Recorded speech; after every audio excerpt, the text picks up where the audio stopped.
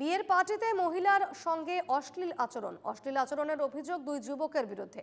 ঘটনা নজরে এলে প্রতিবাদ করতে এগিয়ে আসে স্বামীকে মারধর দুই যুবকের। খবর পেয়ে ঘটনাস্থলে পৌঁছায় পুলিশ। অভিযুক্ত যুবকদের গ্রেফতার করে পুলিশ। শিলচর ক্লাব রোডের অভিজাত হোটেলের ঘটনা।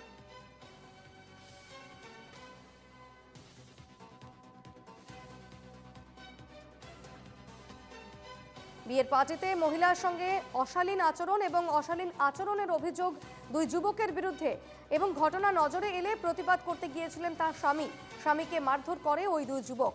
খবর পেয়ে ঘটনাস্থলে পৌঁছয় পুলিশ। অভিযুক্ত যুবকদের গ্রেফতার করে এবং শিলচর ক্লাব রোডের অভিজাত হোটেলের এই ঘটনা।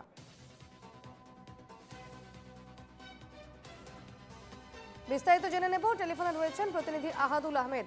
আহাদুল, ঠিক কি হয়েছিল, কি জানতে পারছো বিস্তারিত? শিলচর শহরের ক্লাব রোডের একটি অভিজাত হোটেলে গত পরশুদিন একটি বিয়ের অনুষ্ঠান আয়োজিত হয়। সেখানে অতিথি হিসাবে আমন্ত্রিত ছিলেন দুই যুবক সৌমিত্র দাস ও অভিজিৎ রায়। শিলচর শহরে তাদের বাড়ি। তারা এই বিয়ের অনুষ্ঠানে উপস্থিত হন এবং বিয়ের পার্টি চলার সময় তারা অভিযোগ মতে একজন মহিলাকে তারা অশ্লীল ইঙ্গিত দেন এবং অভব্য আচরণ করেন এই মহিলার সাথে।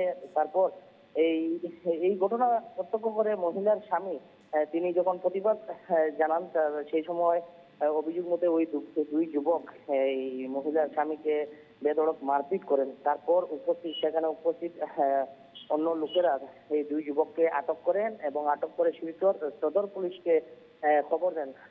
খবর পেয়ে তাৎক্ষণিকভাবে এই হোটেলে গিয়ে উপস্থিত হয় শিলচর সদর পুলিশের একটি দল এবং সেখান থেকে ওই দুই যুবককে আটক করে নিয়ে যায় থানাতে। এরপর এই সমগ্র ঘটনা নিয়ে এই মহিলার স্বামী শিলচর সদর থানায় একটি এফআইআর দায়ের করেন এবং এফআইআর এর ভিত্তিতে এই দুই যুবককে গ্রেফতার করে পুলিশ এবং গ্রেফতার করে তাদেরকে আদালতে হাজির করে এবং আদালতের নির্দেশে বর্তমানে দুই যুবককে শিলচর কেন্দ্রীয় কারাগারে প্রেরণ করা হয়েছে। এই ঘটনাকে ঘিরে দেখা গিয়েছে যে চাঞ্চল্যের সৃষ্টি হয়েছে। যে হোটেলে এই ঘটনাটি সংঘটিত হয়েছে শিলচর শহরের একটি নামী হোটেল, এই হোটেলে এই ধরনের একটি ঘটনা সংঘটিত হয়েছে।